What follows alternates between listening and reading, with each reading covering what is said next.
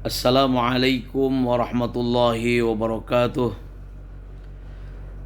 Innal hamdalillah nahmaduhu wa nasta'inuhu wa nastaghfiruh wa natubu ilaihi wa na'udzu billahi min syururi anfusina wa min sayyiati a'malina may yahdihillahu fala mudilla lahu wa may yudlilhu fala hadiyalah.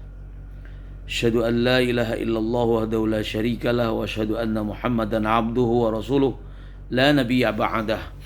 Allahumma fasalli wa sallim ala sayyidina Muhammadin wa ala alihi wa ashabihi wa man tabi'a huda amma ba'd.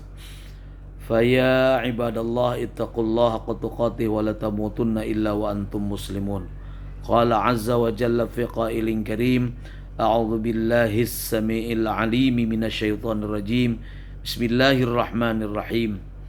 Innas safa wal marwata min sya'airillah faman hajjal baita aw i'tamara fala junaha alaihi ay yatawafa bihima. Wa qala Rasulullah sallallahu alaihi wasallam, khudhu anni manasikakum.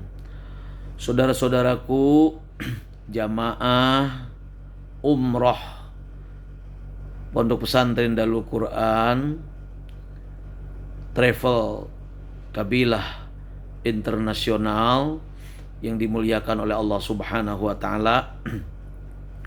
Alhamdulillah kita bisa berjumpa melalui rekaman ini, walaupun tentu singkat-singkat, tapi mudah-mudahan ada manfaatnya. Mudah-mudahan kita semua dalam keadaan sehat walafiat, yang insya Allah pada gilirannya nanti pada tanggal yang telah ditetapkan, yaitu tanggal 19, dan kita take off direncanakan pada tanggal 20 kita berangkat menuju Baitillahil Haram untuk melaksanakan umroh. Mudah-mudahan umroh kita adalah umroh yang mabrurah, sehingga kita juga bisa mendapatkan keberkahan, mendapatkan kebaikan-kebaikan dari ibadah umroh, hatta kita bisa berkumpul kembali dengan saudara-saudara kita, teman-teman kita, dan handai tolan kita di tanah air. Salawat beserta salam semoga Allah tetap melimpah curahkan pada baginda Rasul Nabiyuna wa Habibuna Muhammad sallallahu alaihi wasallam. Mudah-mudahan kita mendapatkan syafaatnya. Saudaraku yang dimuliakan oleh Allah Subhanahu wa taala, pada kesempatan ini saya akan menjelaskan tentang hal-hal yang berhubungan tentu dengan ibadah umroh.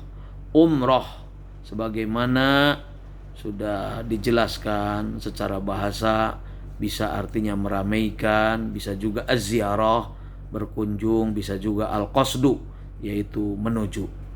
Sehingga secara syar'an, menurut syariat disebutkan umroh itu adalah al-qasdu li baitillahil haram. Ulangi, al-qasdu ila baitillahil haram lil manasik minha at-tawaf was-sa'yu. Bahwa umroh itu adalah menuju ke Baitullahil Haram untuk melaksanakan ibadah-ibadah yang tertentu. Di antaranya adalah tawaf dan sa'i. Kenapa disebutkan tawaf dan sa'i? Karena memang rukun utamanya itu adalah dua, yaitu tawaf dan sa'i. Walaupun ada rukun-rukun yang menyertai dan menguatkan daripada pelaksanaan tawaf sa'i ini, yaitu pertama adalah niat dan ihramnya. Kemudian yang kedua tawaf, yang ketiga sa'i, yang keempat tahallul, yang kelima adalah tartib, ya. Tentu berbeda dengan rukun ibadah haji. Ibadah haji, ya, ada rukun diantaranya adalah wukuf di Arafah, karena al-hajju al-arafah yang utama, yaitu wukuf di Arafah. Di samping tentu ada kewajiban-kewajiban lain dalam melaksanakan ibadah haji, dan juga demikian umroh, ya. Saudara-saudaraku yang dimuliakan oleh Allah Subhanahu wa taala, jadi yang pertama daripada umroh itu adalah niat, ya. Niat. Betul-betul kita meniatkan dengan sebaik-baiknya di dalam ibadah umroh. Sebab niat itu, orang berangkat ke tanah suci macam-macam, ya. Ada yang niat liziarah saja, kunjungan kayak wisata begitu. Ada juga orang yang litijarah, ya. Satu liziarah, yang kedua litijarah, yang ketiga liljah, yang keempat lil ibadah, ya, lillah tentunya. Jadi yang pertama, orang ke Baitullah ada yang karena kunjungan saja, ada juga karena ingin mendapatkan pujian orang lain, lilja, ada juga litijarah untuk melaksanakan bisnis, ada juga orang yang umroh itu atau haji itu orang yang lillahi ta'ala, benar-benar karena Allah subhanahu wa ta'ala. Tentu yang kita harapkan dan kita tujukan adalah karena Allah subhanahu wa ta'ala.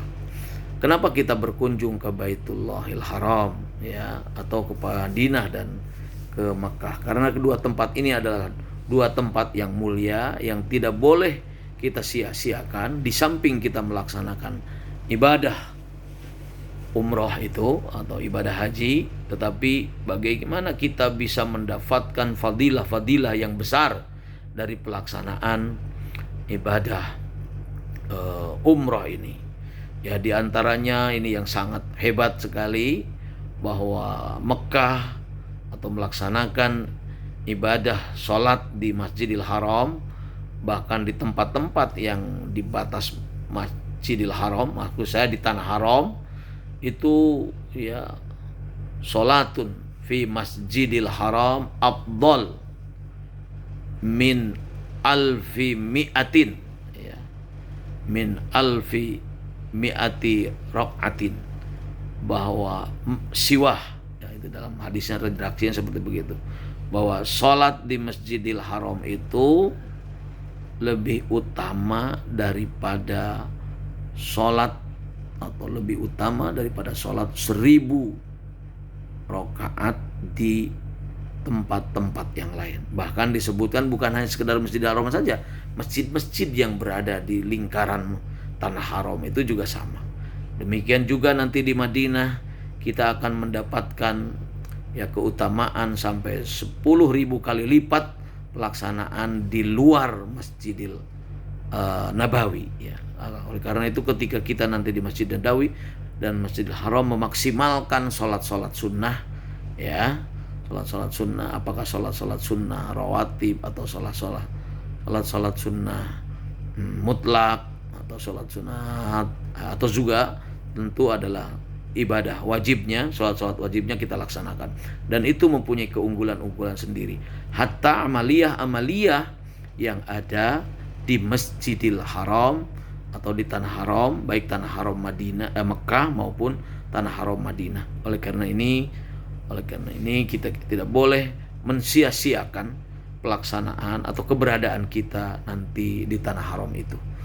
Saudara-saudaraku, itu yang bisa disampaikan dan kita akan sambung pada part kedua. Wassalamualaikum warahmatullahi wabarakatuh.